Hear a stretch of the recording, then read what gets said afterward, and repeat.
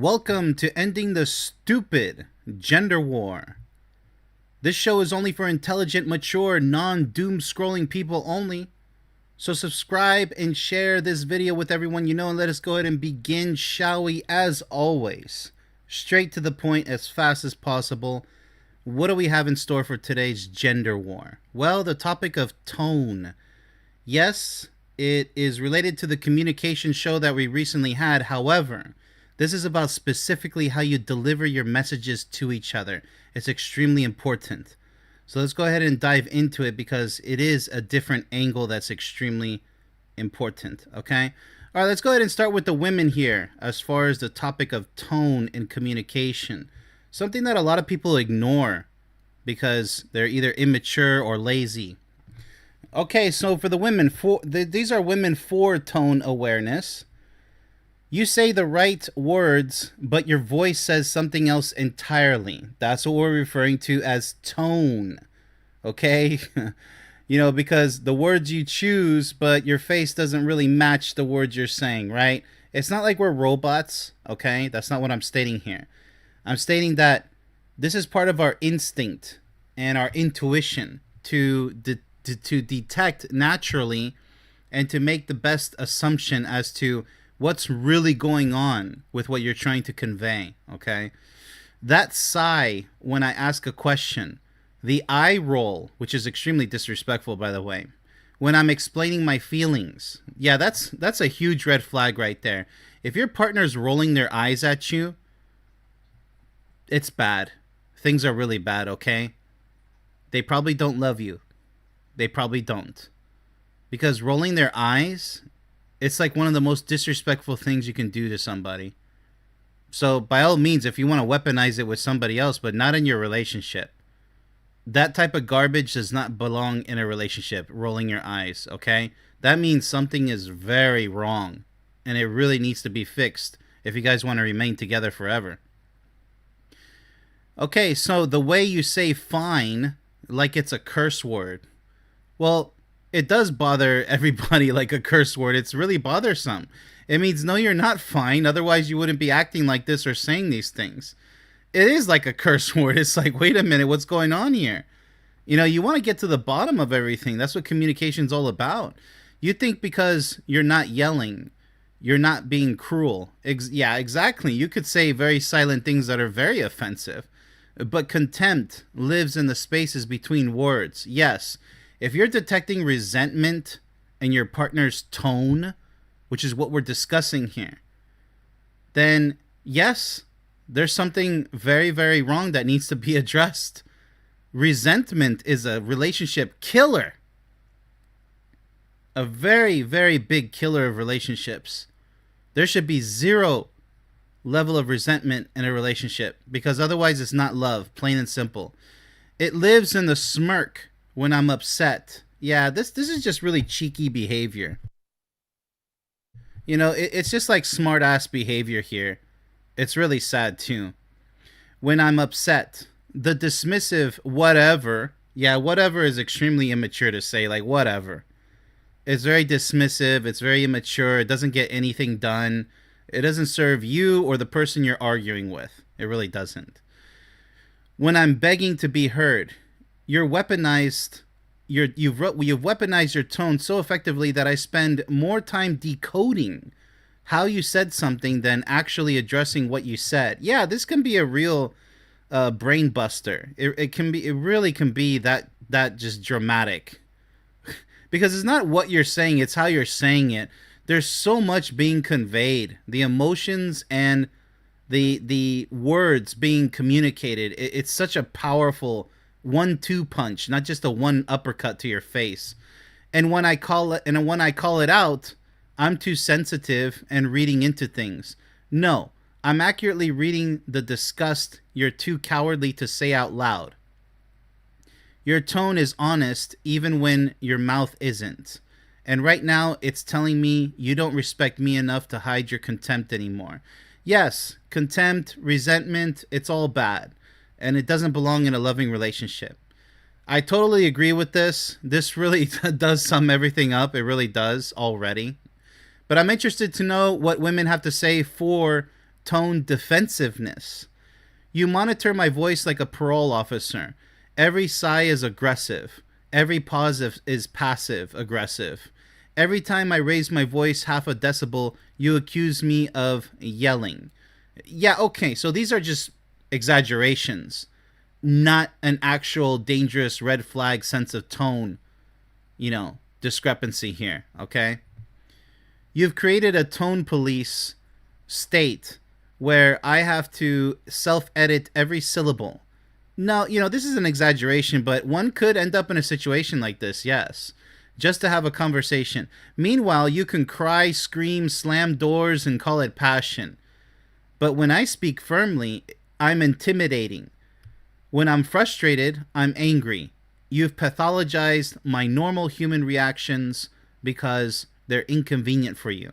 Yeah, when people say, I can't deal with drama, I don't want drama, when it's not drama, it's like legit requires you to communicate with your partner in rough, tough situations, and you're just too lazy to do it. That's not drama. That's called being a responsible partner. You have to respond, your ability to respond to the situation at hand. You can't be lazy and passive and be like, whatever. You're not going to make it with anybody in this world. You're just going to have a life of miserable one-night stands to look forward to. Completely unfulfilled and empty. Like an empty shell destined to be a loser forever.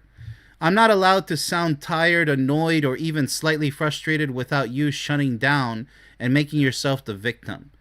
Your sensitivity to my tone has become a weapon. You don't have to engage with what I'm saying because you can just attack how I said it. Yeah, that's another thing, focus on both things, people. Don't focus on one more than the other because the purpose of communication is self-defeated at that point. The tone and the message being delivered. Focus on both, but don't obsess over one over the other. It depends. But usually, in the heat of the moment, just get the messages across, right? But if they're extremely disrespectful and unbearable, then it needs to stop and wait for a later time. Ending things amicably is the best outcome for this, as possible, as amicably as possible. But sometimes that's easier said than done. It depends, how strong one or both of you are. All right, so I'm left unheard, uncoupled, and apologizing for having a voice at all. Absolutely, it's a tough situation, okay? But tone, it's not everything, but it has, it's the way you're delivering the message. It says a lot more than just the words that you're saying. So let's go ahead and shift gears over to the men. What do they have to say about tone delivery? Okay, so the men that are for calm delivery. I don't care what you're saying if you're screaming it. As soon as the volume rises, my brain stops processing words and starts processing threat. Yeah, so it's an instinctive reaction. It really is. Because when somebody's yelling at you, it automatically puts your entire body, not just your mind, on the defense. So it's not life-threatening, but it could turn highly abusive, actually, like physical abuse. You got to be, aware of that possible alarm going to go off.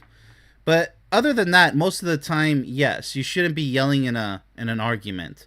Even though it's classic, it doesn't mean it's correct. Kissing and making up and repeat, rinse and repeat, that's not a healthy relationship. You think being loud makes you more heard. It makes you more scary. I'm not listening to your argument. I'm bracing for impact. And when I shut down, you call it stonewalling. Well, it could be stonewalling, the silent treatment. That's for weaklings. Don't do the silent treatment because that's actually a form of abuse. If you carry on days without speaking to each other, weeks, some people months, or entire years in certain situations that are long distance relationship related, obviously that's a very, very small niche minimum. Not the majority at all by a huge long shot. But weeks, yes, it's actually becoming more and more common with more and more toxic relationships, absolutely. But it is abuse nonetheless. Do not shut down. It's best to just break and end the relationship. Don't do this. Because you're just traumatizing each other at that point.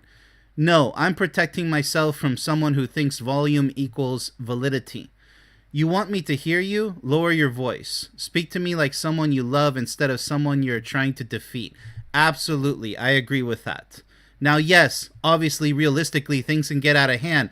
Doesn't mean you guys don't love each other. It just means that you guys have to really work on this garbage, okay? Seriously.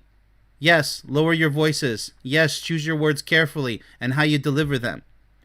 That's what we're talking about here. Otherwise, you're just going to make a bad situation worse. Because right now, winning the argument matters more to you than keeping me safe in this conversation, and that tells me everything I need to know about where I rank. Actually, it does more than that. It tells you where you and her both stand in the relationship. It's going to tell you if you guys are going to survive or not for hopefully an entire lifetime. Many people just push on through like a steamroller. They assume that things will get better with time. Sorry to tell you, they won't. You can't ignore this because, again, more and more immature, out of control arguments are going to occur. History is going to repeat itself if you don't address this. That's what growing together is all about. Changing for the better. You can't change me. I'm not going to change. Well, then you're a dumbass. You're not mature enough. You don't have what it takes to succeed in a lifelong, happy, passionate relationship. You don't. So if you have a garbage attitude like that, you're going to get garbage results in life as far as relationships are concerned. And if you accept defeat, don't go like crabs in a bucket trying to bring other people down with you in your own life of misery by saying, I'm happy alone when you know you're not. Because you failed. You don't have what it takes. So don't try to discourage others, which they already have it hard enough as it is in many situations. Don't try to discourage them by, injecting your venom, by saying, no, you're not going to make it either because I failed, so you have to fail too. That's what a bunch of dumbasses do on both the men and the women's sides. Understand? That's the world we're living in right now. The zombie apocalypse. A bunch of dumbasses who don't know what love is or how to carry a successful lifelong relationship. That's the world we're living in right now. It's freaking exhausting to witness. It's exhausting because people don't want to hear it. They don't want to hear what they need to hear. They don't want to fix what needs to be fixed. And then they bitch and complain when everything falls apart. You want to bake a solid golden brown cookie? You have to learn how to bake it. You don't just shove it into the oven and expect a miracle to come out. Everything is required. Time, attention, everything. The right ingredients, you name it. If you cook with love, you'll get a loving result, won't you? I mean, that's just the way love works and life in general. You get what you put into it. Like literally. All right, so let's go ahead and go on to the men here. For expressive communication, you want me to communicate with the emotional range of funeral director. Okay, a funeral director? That's quite an exaggeration. Let's see here. I get excited. I'm too much. I get frustrated. I'm aggressive. I get passionate. I'm overreacting. You've pathologized every natural expression of feeling because it makes you uncomfortable. Okay, so I mute myself. That's not a good choice. Silence is weakness. Don't retreat into your shell like a scared turtle. Don't be a little turtle. Don't do that. Let the turtles be turtles, but we're human beings. Be brave and bold. Speak your voice, okay? Don't shut down. That's the worst thing you can do. Unless it's an abusive situation where you have to seek safety, then yeah, go ahead and shut it all down. As a matter of fact, get a divorce or breakup, whatever the case is. I flatten my voice. I become a robot delivering lines instead of a human being sharing a life. And then you complain that I'm distant and not present. Well, I mean, if you shut down, then yes, inevitably that's what you're doing. You can't have it both ways. No, you can't.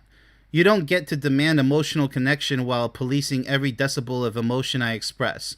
Well, that is true, because I myself, if I get passionate, my voice naturally increases. This happens to almost everybody, every human being.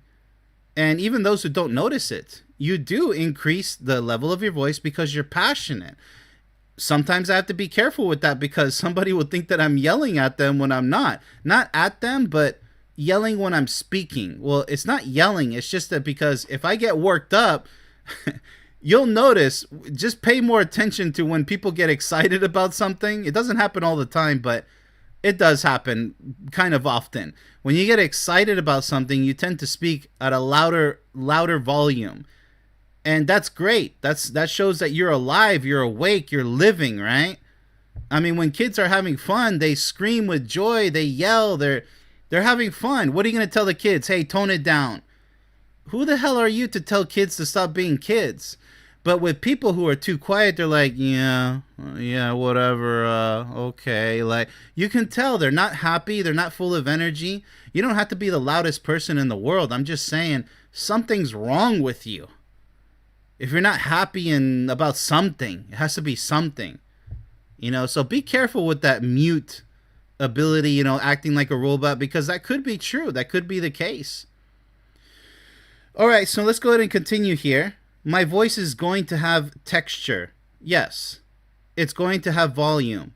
It's going to have life. That's what I was saying. If you can't handle that, the problem isn't my tone, it's your tolerance for anything real. Exactly.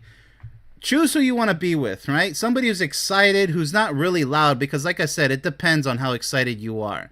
Like an orgasm. If she's shouting and the neighbors can hear it, is that a bad thing? That means you're doing a great job, right? She's really feeling it. Well, the same with conversation.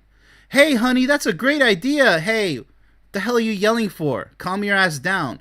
Is that appropriate? Is that a loving partner? Or, hey, stop shouting. Oh my goodness, my ears. It depends. Are you shouting that loud?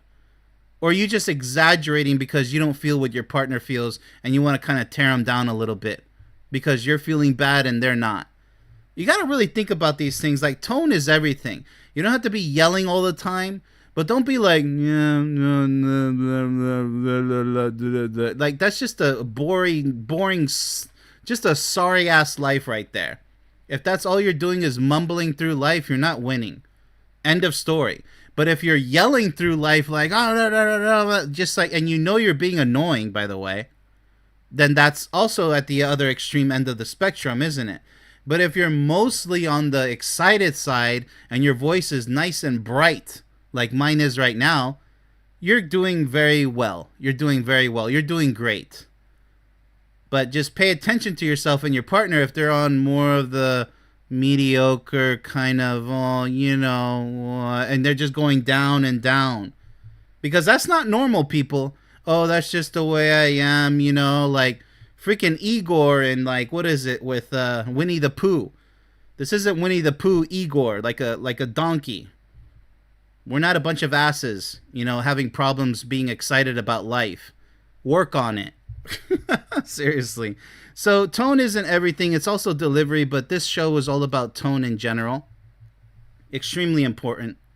But with that said, that's all for today's show. So be sure to binge watch all of these other great shows. And if you want to be a guest speaker on my show, Let's Talk About Love, sign up as a free member to show me you're serious on my website and to receive all kinds of free goodies that could be life-changing.